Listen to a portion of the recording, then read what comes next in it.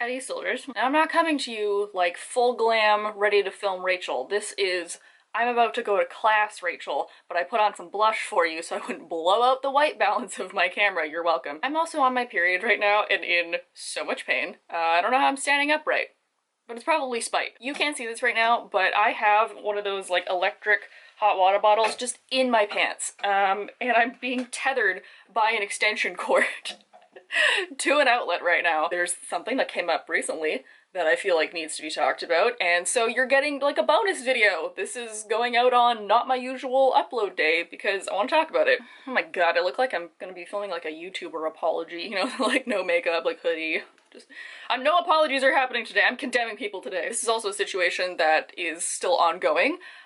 So I'm kind of jumping into this with like my first impressions only after like a day or two, which we all know is the best time to react and respond to something.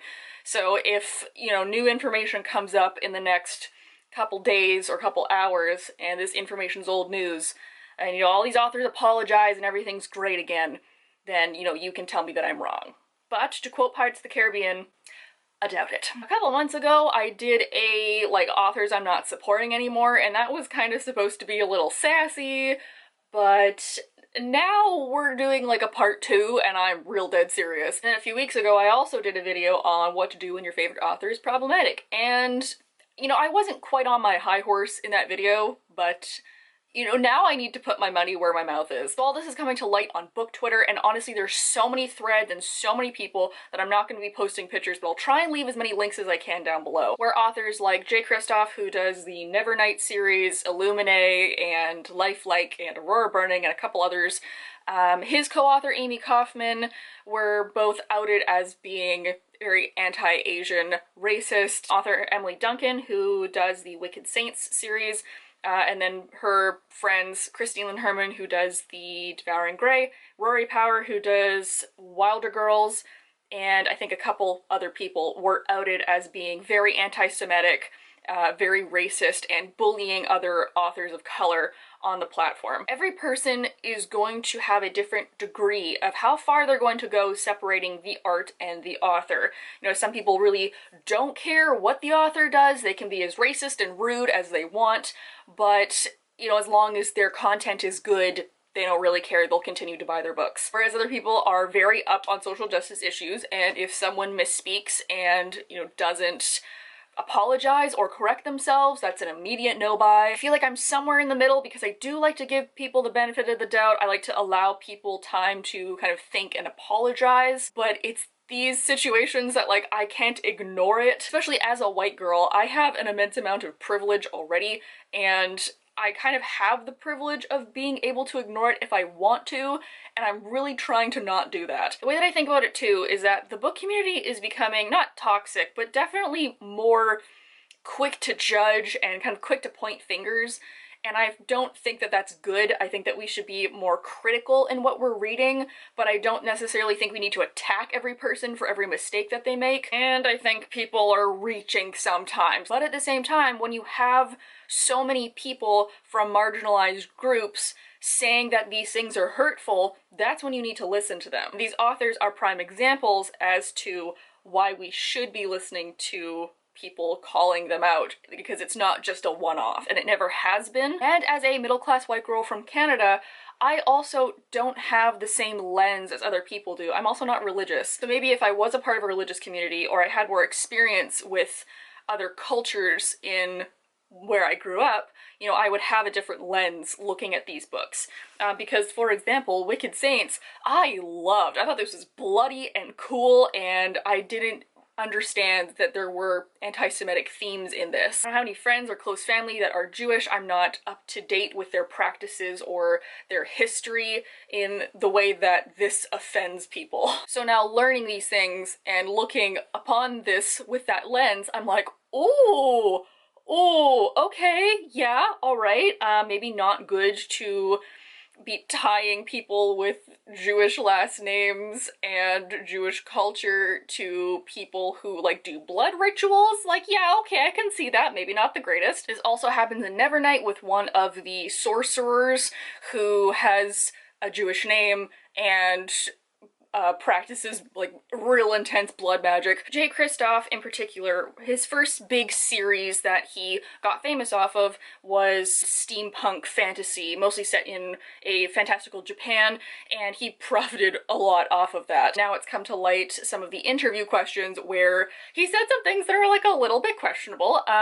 Like when they said, oh, what kind of research did you do, you know, as a white man writing Asian characters, and he just said that he had his friends yell at him in Japanese and ate Pocky and slept with anime under his pillow, and I'm like, it's not a good look, my guy. And then there were other authors who's tried to speak with him about racist undertones and or just blatant racism, and both he and Amy Kaufman, who is one of his co-authors for a couple books, just kind of shut them down and then unfollowed a bunch of people on Twitter. Is my camera crooked? Has it been like, how long has it been like that? Why didn't you tell me? This makes me really sad, and this is also why I want to do this video, because I kind of want to talk about this like adjacent thing. Jay Kristoff is one of my favorite authors. I know that there are some issues in Nevernight. He probably should have aged up the characters, you know, we can acknowledge that. I love this series so much. This means so much to me. I love Illuminae, which is him and Amy Kaufman. I love the Aurora Burning series. I guess it's a series now, can't buy the third one. I want his new book so badly because I've been anticipating this for years, and now personally I morally and ethically feel like I can't support him anymore. You know, Wicked Saints, or what are the other ones?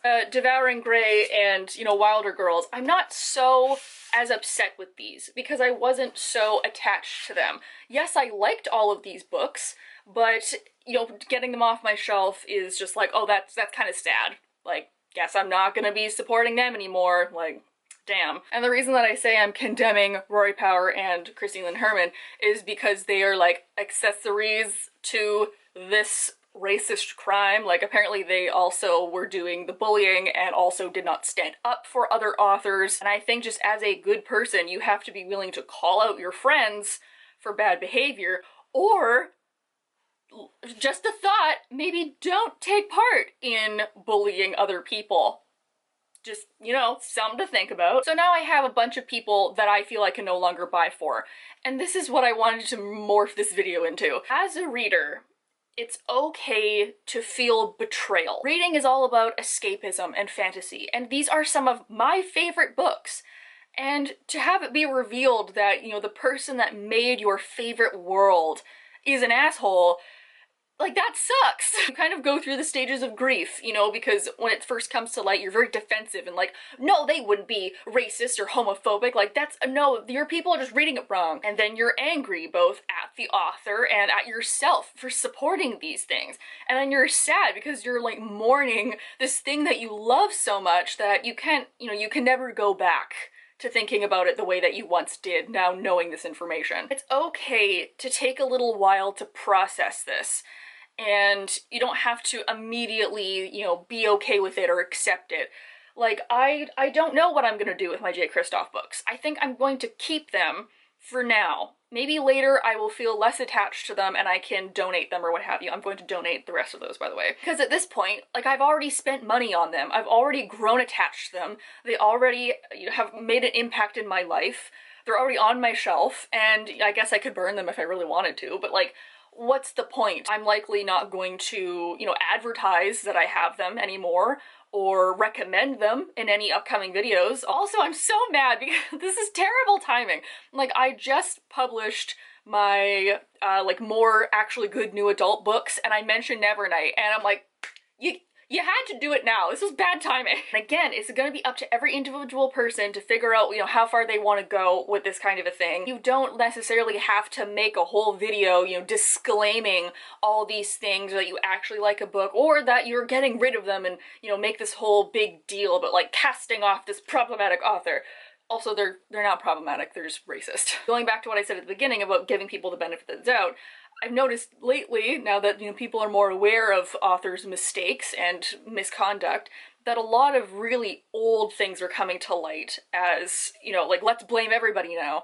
And like a big one is Cassandra Clare, which, you know, I got all of them. She and Maggie Stiefvater are some of my other favorite authors, and they've done problematic stuff in the past too. I'm not denying it. But this is where context comes in, because yes, Cassandra Clare did some weird stuff, especially on like fan forums, and you know, we know that the first book is like incest fanfic, like we know this. But these are also things that happened like over a decade ago. And at least in my opinion, I was thinking of doing a whole video on this, but I think we'll just add it in here. I continue to support her and her work because I've seen a change over the decades, and now in her books they're very diverse, lots of LGBT representation, lots of racial representation, cultural representation, languages. So I've seen a change in her behavior, and I'm sure people will tell me in the comments if that's wrong, but you know, if it happened over 5 years ago, I'm willing to give them a pass. You know the stuff I was saying in 2008? Like, it wasn't great. These things that I'm mentioning right now with Amy Kaufman and Jay Kristoff and Emily Duncan and Rory Power and Christine Lynn Herman, and I'm sure others, are new. So they're, you know, they're up for their actions right now. And yes, some of these authors have apologized, but I personally do not take their apologies seriously.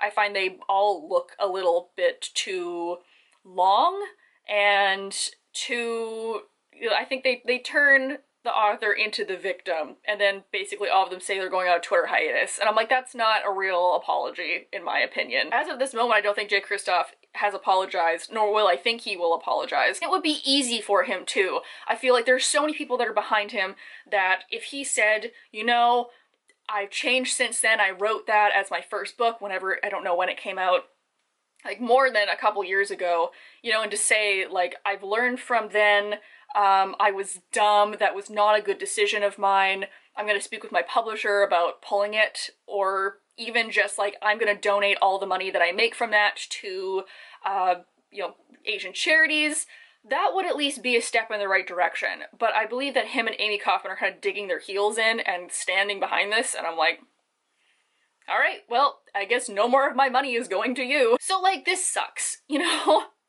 Like, it's really hard to acknowledge that people that you like are doing bad things, and I think that's also important. Like, you should still be critical of media or critical of decisions made by people, even if you like them. Maybe specifically if you like them. Please leave your own thoughts down below if you want to, or check out the Twitter threads that I'm gonna try really hard to link. There's also a couple of really good Instagrams that have kind of like updating news that I will leave in the description as well. There is a difference between attacking, canceling, and holding somebody accountable for their actions. And that gets very messed up because people kind of like to just throw this overall, like, oh, they're problematic at it. But that's not the case. These people are not being canceled, they're being, well, actually maybe they are being canceled, but they're being held accountable for their actions. These actions will lead to cancellation if they don't do anything about it, because these are pretty bad accusations that are getting thrown. But of course, these people have huge platforms, and they're likely going to continue to make a lot of money. And I have, like, you know, thank you all for joining me and like watching my videos, but like, I do not have a huge platform.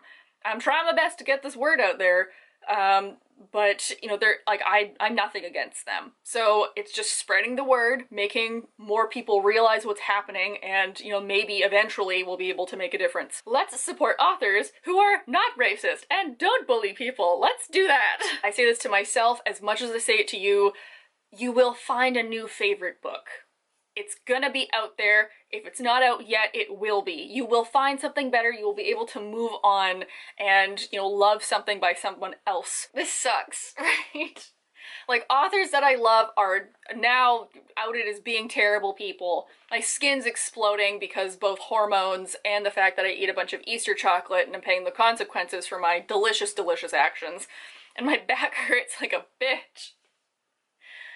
It all had to happen at once, you know? I have to go to class in a couple minutes and, like, untether myself to this outlet, so I'm gonna log off now. I will have a regular upload on Monday or Tuesday or whenever it is I upload nowadays, but it'll be more fun than this one. You know where to click to like the video, you know where to click to subscribe. I hope you guys are all having a nice day wherever you are, regardless of this terrible news that I just gave all of you, and I will see you all next week. Bye!